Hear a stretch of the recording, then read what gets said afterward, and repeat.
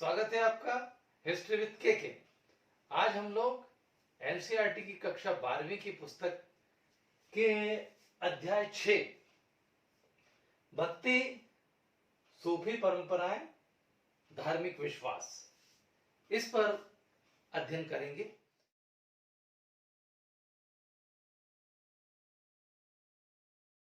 इससे पूर्व की वीडियो की लिंक डिस्क्रिप्शन में दी हुई है, आप वहां से उसको देख सकते हैं। पूर्व के पार्ट हमने पढ़ा चुके हैं और इसमें कुछ पार्ट को बीच में हमने छोड़ा है क्योंकि अब जो नए नियम है उसके अनुसार कुछ पार्ट को सिलेबस से कम किया गया है, तो उसके हिसाब से हमने लगभग इसमें 2 पार्ट को छोड़ दिया है।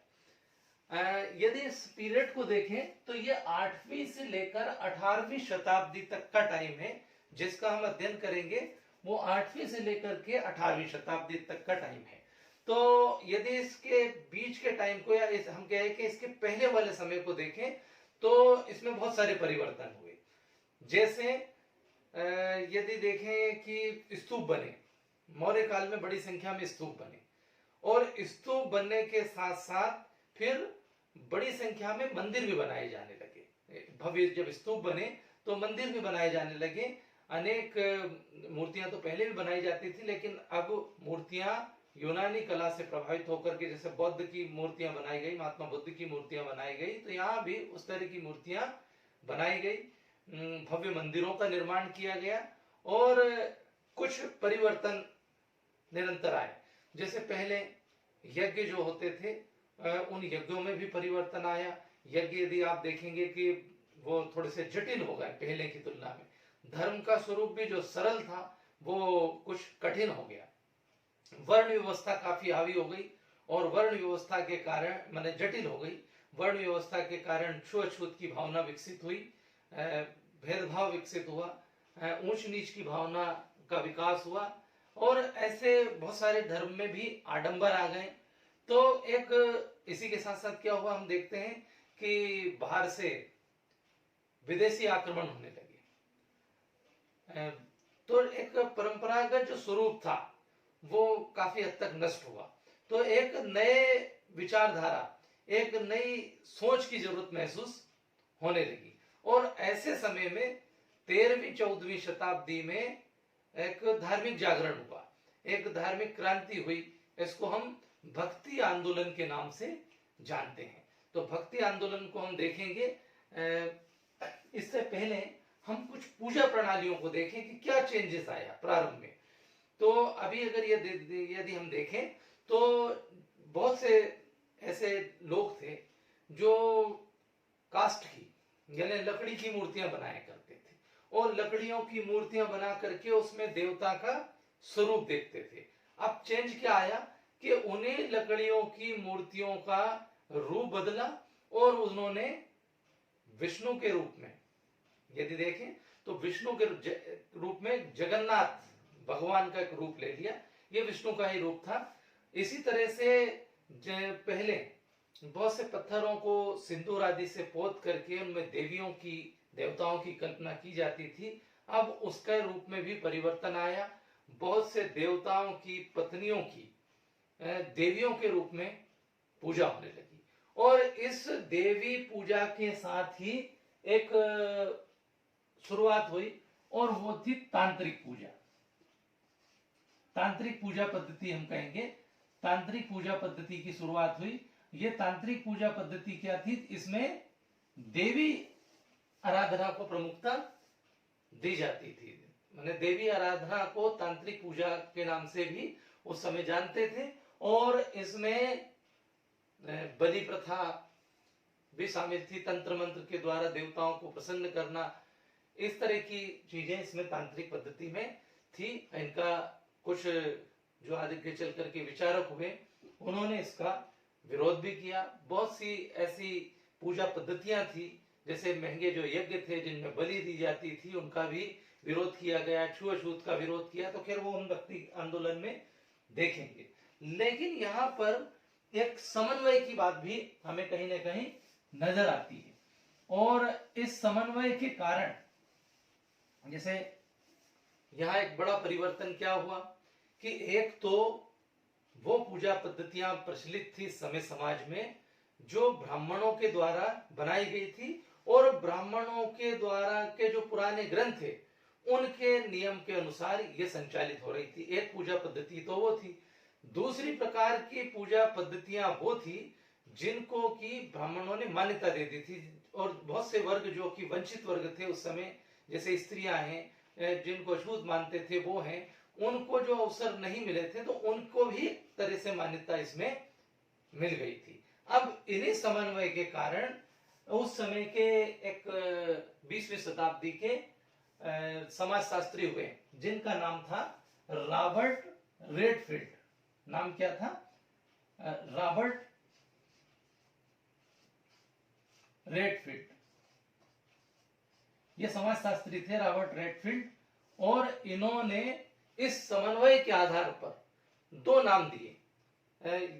पूजा पद्धतियां जो परंपरागत मान्यताएं थी, जो सांस्कृतिक परंपराएं थी, उनका अध्ययन किया और उनका अध्ययन करके इनको दो नाम दिए। एक नाम दिया महान और दूसरा नाम दिया लघु। महान एवं लघु परंपराएं, ये नाम दिया गया। अब परीक्षाओं में आपसे प्रश्न पूछा जाएगा महान और लघु परंपराएं क्या है, इसको अच्छे से नोट कर लेना। महान और लघु परंपराएं क्या है? तो समाजशास्त्री रॉबर्ट फील्ड ने, जो कि 20वीं शताब्दी के समाजशास्त्री थे, उन्होंने जो परंपराएं थी, सांस्कृतिक परंपराएं, पूजा पद्धतियां, रीत रिवाज, इनका अध्ययन किया और इनके अध्ययन के आधार पर ये दो नाम दिए, महान और लघु परंपराएं। उन्होंने क्या देखा कि जो कृषक वर्ग है, जो सामान्य वर्ग है, कृषक और सामान्य, वो उन सांस्कृतिक परंपराओं का, उन धार्मिक परंपराओं का पालन करते हैं जो कि पुरोहित वर्ग और उच्च वर्ग, जो राजा महाराजा हैं, जो सरदार वर्ग है, सरदार है, राजा महाराजा है, बड़े लोग जो हैं, और पुरोहित वर्ग है, जो परंपराएं निभाते हैं, उन परंपराओं का पालन जो कृषक वर्ग है वो भी कर रहा है। तो उनको उन्होंने नाम दिया महान परंपराएं। कौन सी? जो कृषक समुदाय है, कृषक समुदाय कौन सी परंपराओं का पालन कर रहा है? जो पुरोहित, राजा महाराजा, सरदार, उच्च वर्ग जिन परंपराओं का पालन करता है उनका कृषक भी कर रहा है, तो उन्हें महान परंपरा का नाम दिया गया। दूसरा लघु परंपराएं थी। लघु परंपराएं क्या थी? उसने देखा रॉबर्ट फील्ड ने कि महान परंपराओं के पालन करने के साथ साथ कृषक वर्ग कुछ अपनी भी परंपराओं का पालन करते हैं, कुछ स्थानीय परंपराओं का पालन भी करते हैं, तो उनको उन्होंने नाम दिया लघु परंपराएं। तो दो तरह की हो गई, ये महान परंपराएं और लघु परंपराएं। इसको जरूर याद रखें, रॉबर्ट फील्ड ने इसको नाम दिया था। अब यहां पर यदि हम देखें तो भक्ति जो परंपरा थी, भक्ति परंपरा, इस समय जो भक्ति आंदोलन हुआ और भक्ति के आंदोलन के हम कारण देखें तो मैंने अभी हाल आपको बताया कि जैसे एक तो समाज में क्या था कि बाहरी आक्रमण होने लगे थे, मूर्तियां को भी नष्ट किया जा रहा था, मंदिरों को तोड़ा जा रहा था, एक तो वो हो रहा था।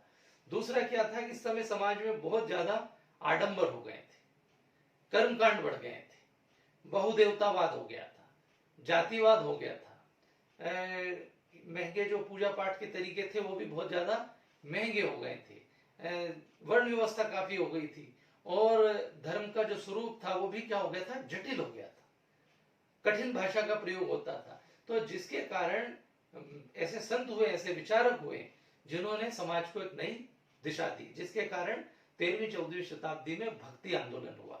जिस प्रकार से हिंदुओं में भक्ति आंदोलन हुआ था उसी प्रकार से मुस्लिम समाज में, मुस्लिम विचारधारा से प्रभावित होकर एक सूफी वाद भी चला था। तो पहले पार्ट में हम इस पार्ट की 2 वीडियो बनाएंगे। पहले पार्ट में हम भक्ति आंदोलन के बारे में पढ़ेंगे और दूसरा जो पार्ट होगा उसमें हम सूफी परंपराओं के बारे में जानेंगे। तो यदि हम इसको देखें तो भक्ति परंपरा जो थी वो 2 तरह से देख सकते हैं। एक हम देखेंगे उत्तर भारत में और दूसरा देखेंगे हम दक्षिण भारत में। तो यदि उत्तर भारत में हम देखें तो यहाँ पर बहुत से ऐसे संत हुए, बहुत से महापुरुष हुए जिन्होंने समाज को एक नई दिशा दी, जिसमें जैसे कबीर थे, नानक है, मीरा है, मलुकदास है, रेदास है।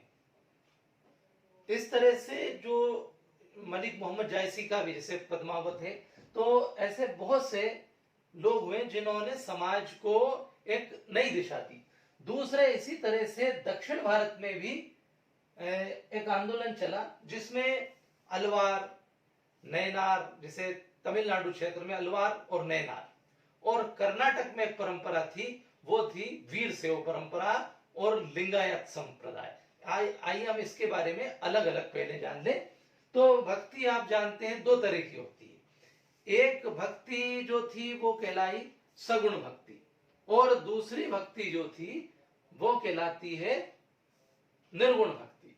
सगुण भक्ति का मतलब ये था कि जिसमें ईश्वर का कोई रूप माना जाता है, कोई रूप है ईश्वर का, मूर्ति है, कोई स्वरूप है, उसको कहा गया सगुण भक्ति, मतलब गुण सहित। और दूसरी है निर्गुण भक्ति। निर्गुण भक्ति में मतलब उसका कोई ईश्वर को निराकार माना गया, ईश्वर का कोई रूप नहीं माना गया। तो निर्गुण भक्ति, सगुण भक्ति को अगर आप देखें तो वो विशेष रूप से दो प्रकार की है, एक राम भक्ति और एक कृष्ण भक्ति। एक राम भक्ति है और दूसरी कृष्ण भक्ति है। जैसे सूरदास इसके प्रतिनिधि कवि है। इसमें अगर यदि आप देखें तो तुलसीदास को इसका प्रतिनिधि माना गया है। इसमें ज्ञान मार्गी शाखा है और प्रेम मार्गी शाखा है। इसमें ये हिंदी का मामला है, थोड़ा ज्यादा अगर देखेंगे तो हिंदी का शास्त्र पढ़ेंगे तो ये सब चीजें क्लियर हो जाएंगी। ज्ञान मार्गी और भक्ति मार्ग, ज्ञान मार्गी और प्रेम मार्गी, भक्ति मार्ग नहीं प्रेम मार्गी। जो प्रेम मार्गी में मलिक मोहम्मद जायसी, इसमें कबीर, और इसी में रहस्यवाद और ये सब हिंदी में पूरा इसका दिया हुआ है। तो चूंकि इससे संबंधित आपके ज्यादा प्रश्न नहीं पूछेंगे, केवल सगुण भक्ति और निर्गुण भक्ति का हमें मालूम होना चाहिए कि भक्ति परंपरा, अब इसमें पूछते हैं वो कि भक्ति आंदोलन के क्या कारण थे, भक्ति आंदोलन के कारण बताइए, भक्ति आंदोलन की विशेषताएं बताइए, कौन प्रतिनिधि कवि है, भक्ति का कौन सा स्वरूप है, तो हम कहेंगे सगुण भक्ति है और निर्गुण भक्ति है। अब इसमें जो दक्षिण भारत के लोग थे, दक्षिण भारत के थे, उसमें एक थे अलवार और दूसरे थे नैनार। तो अलवार और नैनार जो संत थे ये तमिलनाडु से संबंधित है।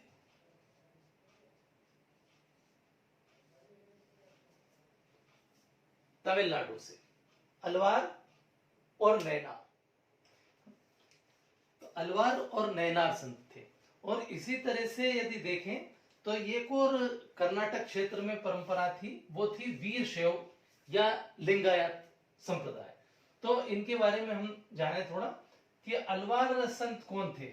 अलवार जो संत थे वो वैष्णव उपासक थे, मतलब वैष्णव धर्म को मानने वाले थे, वैष्णव धर्मावलंबी थे। वैष्णव धर्म को मानने वाले क्या कहलाए वहां, अलवार संत।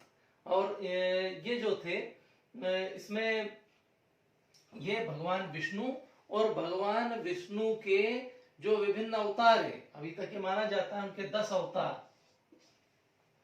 तो 9 हो चुके हैं और एक 10वां होना है, तो अवतारवाद में विश्वास करते थे। दूसरे थे वो नैनार। तो नैनार जो थे, ये नैनार थे शिव भक्त, भगवान शिव की उपासना करने वाले। तो ये थे शिव भक्त, शिव भक्त अलवार और नैनार। तो ये दोनों तमिलनाडु से संबंधित परंपरा थी, अलवार और नैनार संतों की। इसमें यदि हम देखें उपासकों के बारे में भी, तो अलवार में एक बहुत प्रसिद्ध संत हुई, और इसी तरह से एक नैनार में भी एक संत हुई। यदि आप देखेंगे तो अंडाल, वैष्णव धर्म में एक संत हुई अंडाल। ये अपने आप को विष्णु की प्रेयसी मानती थी, और विष्णु की प्रेयसी मानते हुए इन्होंने बड़े अच्छे अच्छे छंद लिखे। इसी तरह से नैनार संतों में भी एक हुई जिनका नाम था करईकाल।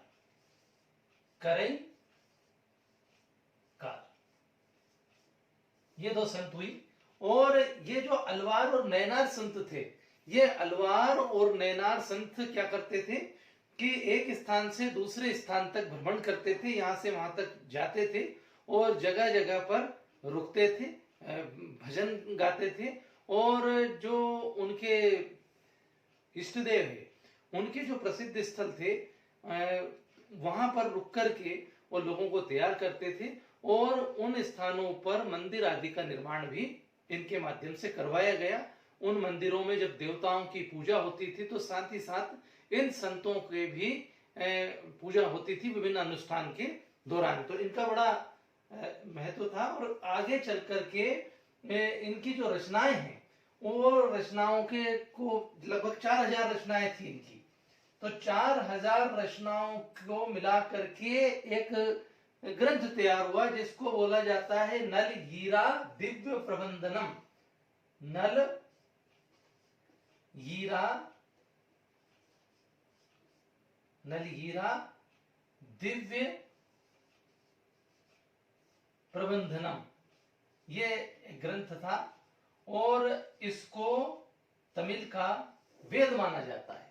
इसको वेद की उपाधि दी गई है। जिस प्रकार से हमारे ऋग्वेद, यजुर्वेद, सामवेद, अथर्ववेद हैं, इस तरह की उपाधि नल हीरा दिव्य प्रबंधनम को है।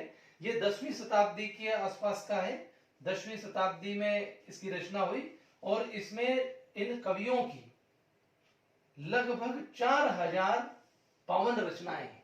तो ये पावन जो 4000 रचनाएं हैं उसका ग्रंथ है नल हीरा दिव्य प्रबंधनम, जिसको कि तमिल वेद की संज्ञा दी गई है।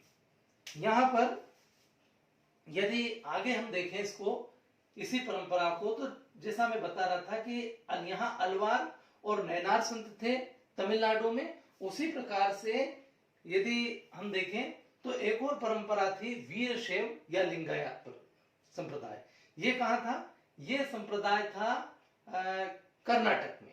कर्नाटक में एक बासवन्ना नाम आता है, बासवन्ना का। तो ये कलचुरी के राजा के दरबार में मंत्री थे और इन्होंने एक संप्रदाय को शुरू किया, वो था वीरशैव या लिंगायत संप्रदाय। ये 1106 से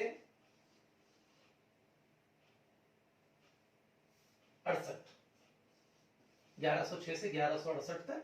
तो बासवन्ना ने एक नए संप्रदाय की शुरुआत की, वीरशैव या लिंगायत। तो वीरशैव मतलब शिव के वीर। ये अगर देखें हम तो शिव के वीर। इन्होंने लिंगायत संप्रदाय आज भी है, और ये क्या करते हैं कि अपने बाएं कंधे पर एक चांदी के पिटारे में शिवलिंग धारण करते हैं। और इनका ऐसा मानना है कि जो लिंगायत संप्रदाय के लोग हैं वो मृत्यु के बाद शिव में विलीन हो जाएंगे, यानी कि उनका पुनः जन्म नहीं होगा, उन्हें मुक्ति मिल जाएगी। और ये जो परंपरागत व्यवस्था है इसका ये विरोध करते हैं, जो ब्राह्मणी व्यवस्था है उसका विरोध करते हैं। और ये दाह कर्म में विश्वास नहीं करते। मृत्यु के बाद इन लोगों को दफनाया जाता है, दफनाने की क्रिया में विश्वास करते हैं। इन्होंने परंपरागत, जब मैंने जैसा बताया, जातिगत दृष्टिकोण का, जो जाति व्यवस्था है उसका विरोध किया, और जो कर्मकांड है उसका भी उन्होंने, आडंबरों का, कर्मकांड का भी विरोध किया। अब यहाँ पर ये जिस तरह से हम देख रहे हैं कि दक्षिण भारत में अलवार थे, नैनार थे तमिलनाडु में, और कर्नाटक में वीरशैव या लिंगायत संप्रदाय था, उसी प्रकार से उत्तर भारत में भी भक्ति आंदोलन चल रहा था। और इस भक्ति आंदोलन में उत्तर भारत में एक नाम आता है कबीर। कबीर हुए। कबीर की उलटवासियां बहुत प्रसिद्ध है, मतलब वो किसी बात को उल्टे तरीके से, जो दैनिक जीवन की बातें उनको एक उल्टे अंदाज में कहते थे। और उनके जो ग्रंथ है या उनकी जो ये कहेंगे एक तरह का प्रश्न पूछा भी जाता है कि जो कबीर है उनकी किन परिपाटियों में उनके ग्रंथ संकलित है, तो वो हम देखें। कबीर के ग्रंथ किन परिपाटियों में शामिल है,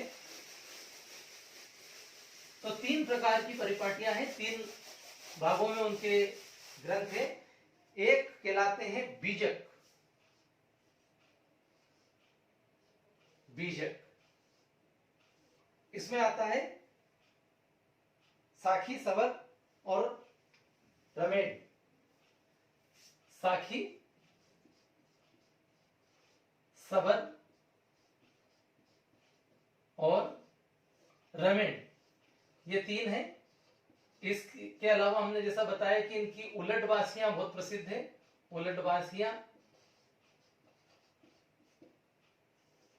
दूसरे आते हैं इनके बीजक के अलावा कबीर ग्रंथावली, कबीर ग्रंथावली में भी है। और कबीर ग्रंथावली के अलावा कबीर ग्रंथावली और इसके अलावा आदि ग्रंथ साहब, आदि ग्रंथ साहब, इसमें भी कबीर की वाणियां संकलित है।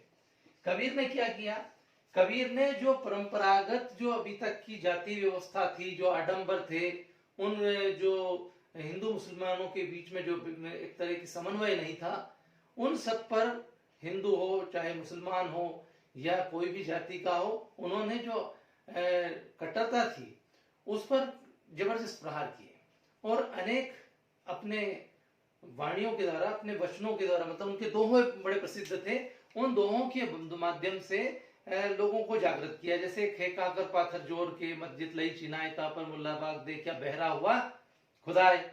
और इसी तरह से उन्होंने हिंदुओं के लिए कहा कि पाहन पूजे हरि मिले तो मैं पूजूं पहाड़, या से तो चाकी भली के पीस खाए संसार। तो आडंबरों का उन्होंने विरोध किया और लोगों में समन्वय की भावना पैदा की। माने हिंदू और मुसलमान इन दोनों को एक करने का प्रयास किया। उनकी नजर में कोई जातिगत भेदभाव नहीं था, कोई ऊंच नीच नहीं थी, और वो कर्मकांड का विरोध करते थे, आडंबर का विरोध करते थे, मूर्ति पूजा का विरोध करते थे, बलि प्रथा का विरोध करते थे। उन्होंने लोगों को जागृत करने में बहुत महत्वपूर्ण भूमिका निभाई। इसी प्रकार से यहां पर कबीर के अलावा एक और हुई मीरा।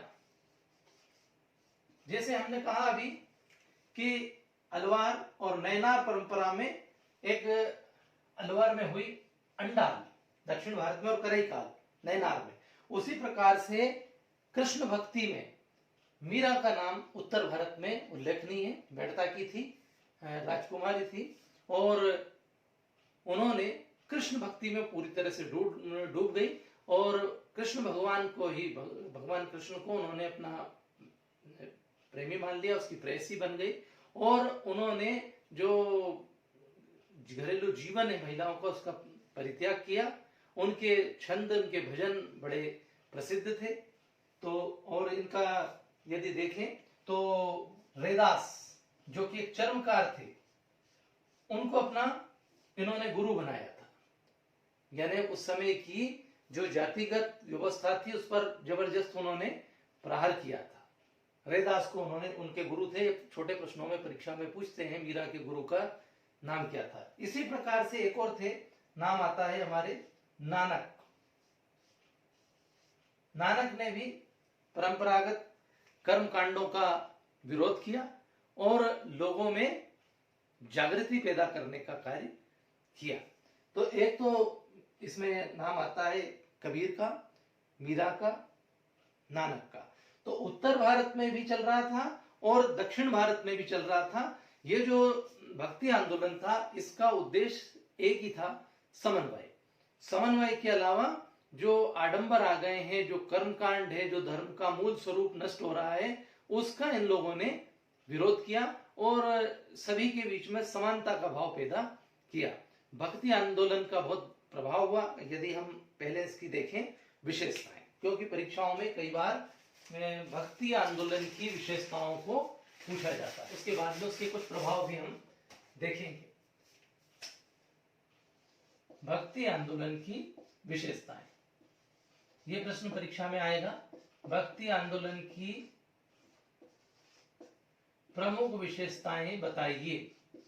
प्रमुख विशेषताएं, इस तरह के प्रश्न आते हैं परीक्षा में, क्योंकि इसमें पूरा आपका भक्ति काल है, तो भक्ति आंदोलन से संबंधित प्रश्न जरूर आएंगे। भक्ति आंदोलन क्या है, भक्ति आंदोलन के कारण क्या थे, भक्ति आंदोलन की विशेषताएं क्या थी, कौन कौन भक्ति आंदोलन के प्रमुख संत हुए, अलवार नयनार संतों के बारे में आएगा। इसके अलावा वीर सेव परंपरा क्या थी, इन सब पर प्रश्न आएगा। तो नंबर 1 यदि हम देखें तो पहली बात आती है गुरु को महत्व। गुरु को महत्व, इन्होंने भक्ति आंदोलन के जितने भी संत हुए उन सभी ने गुरु को बहुत अधिक महत्व दिया। गुरु गोविंद हो खड़े काके लागो पाए, या से तो इस तरह का गुरु गोविंद हो खड़े, तो मतलब गुरु को बहुत अधिक महत्व दिया। दूसरा, इन्होंने आडंबरों का विरोध, जो भी आडंबर है उनका विरोध किया। आडंबरों का विरोध, जो भी कर्मकांड है, आडंबर है, जिसने धर्म का मूल जो स्वरूप है जिसको नष्ट कर दिया है, उनका इन लोगों ने विरोध किया। एक और इनके अंदर बात थी, वो थी समन्वय का भाव, समन्वय की भावना। समन्वय की भावना किनके अंदर, भक्ति आंदोलन की अगर विशेषता देखें तो इसमें हमें समन्वय की भावना दिखाई देती। हिंदू और मुसलमानों के बीच में, जो विभिन्न जातियां थी उनके बीच में समन्वय स्थापित करने का प्रयास किया। चौथी बात, भक्ति आंदोलन में मानव सेवा को सबसे बड़ा बताया, मतलब मानव सेवा को प्रमुखता दी गई इसमें। इसके अलावा इन लोगों ने स्थानीय भाषा का प्रयोग किया। अभी तक क्या था, ज्यादातर संस्कृत भाषा का प्रयोग हो रहा था, या बौद्ध ग्रंथों में इनमें अगर देखें तो पाली प्राकृत भाषाओं के प्रयोग हुए हैं। यहाँ जो संत हुए, इन्होंने स्थानीय भाषा का प्रयोग किया। इससे क्या फायदा हुआ, इससे फायदा यह हुआ कि ज्यादातर लोग जो कि अभी तक धार्मिक ग्रंथों को पढ़ने से वंचित थे, वो अब स्थानीय भाषा के कारण इनसे जुड़ गए, और वो उन्हें भी समझ में आने लगा कि भाई धर्म का मूल स्वरूप क्या है, पुस्तकों में क्या है। तो स्थानीय भाषाओं का इन लोगों ने प्रयोग किया। हिंदू मुस्लिम एकता पर बल दिया, स्थानीय भाषा का, गुरु को महत्व, ईश्वर की एकता, एक और चीज थी इसमें, और वो थी ईश्वर की एकता। ईश्वर की एकता। इस समय के संतों का ऐसा मानना था कि ईश्वर एक है, उसको आप विभिन्न नामों से पुकारते हो, बुलाते हो, लेकिन ईश्वर एक है। मार्ग अलग अलग हो सकते हैं पर वास्तव में ईश्वर एक है। तो ये कुछ बातें हैं भक्ति आंदोलन की प्रमुख विशेषताओं में। जैसे भक्ति आंदोलन के संतों ने गुरु को महत्व दिया, आडंबरों का इनके द्वारा विरोध किया गया, समन्वय की इनके अंदर भावना थी, यानी हिंदू मुस्लिम एकता पर इन्होंने जोर दिया, विभिन्न जातियों के बीच समन्वय रहे इस बात पर जोर दिया, मानव सेवा को इन्होंने प्रमुखता दी, स्थानीय भाषा का इनके द्वारा प्रयोग किया गया, ईश्वर की एकता में इन्होंने विश्वास किया। अब यहां इस भक्ति आंदोलन जो हुआ, इससे क्या प्रभाव हुआ, यह भी परीक्षा में पूछते हैं कि भक्ति आंदोलन के प्रभाव बताइए कि जो भक्ति आंदोलन हुआ था उससे फायदा क्या हुआ, क्या लाभ हुआ। तो भक्ति आंदोलन का सबसे बड़ा प्रभाव तो यह हुआ कि इससे एक तो आडंबरों में कमी आई। यही आप देखें कि भाई उन्होंने आडंबर का विरोध किया था, भक्ति आंदोलन सफल रहा, तो इसी से जुड़ जाएगा उत्तर। और हम देखेंगे कि इससे क्या लाभ हुआ कि आडंबर पहले की तुलना में कुछ कम हुए। दूसरा फायदा क्या हुआ कि इससे स्थानीय भाषा का प्रयोग हुआ।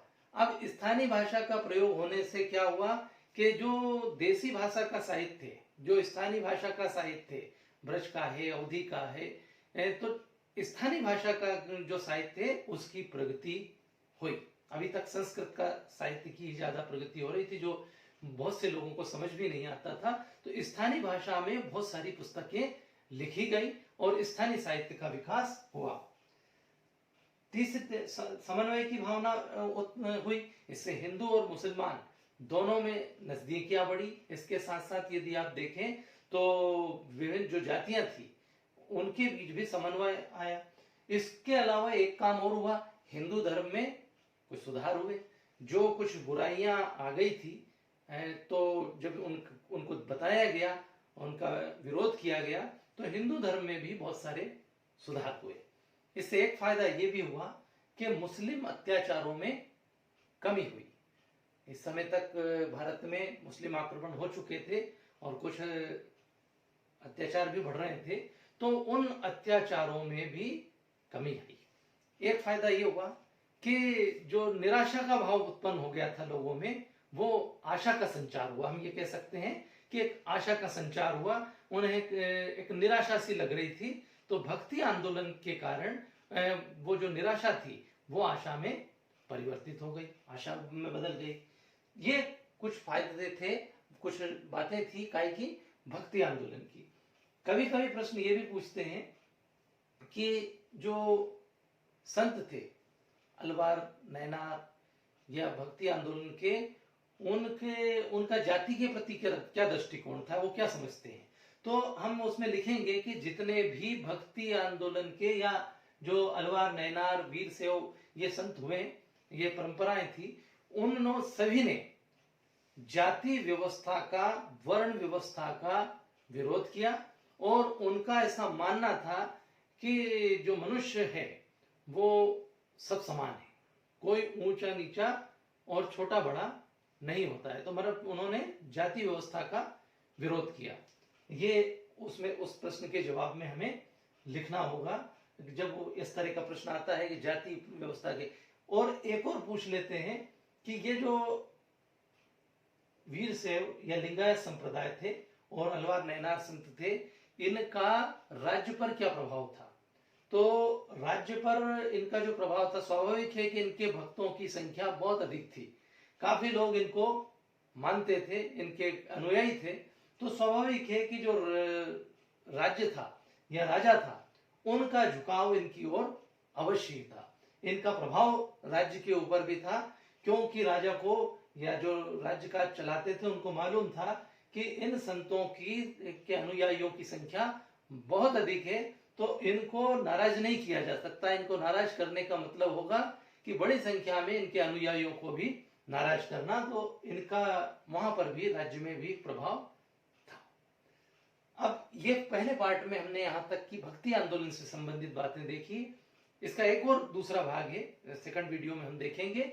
उसमें हम सूफीवाद, सूफी विचारधारा के बारे में जानेंगे। Thank you.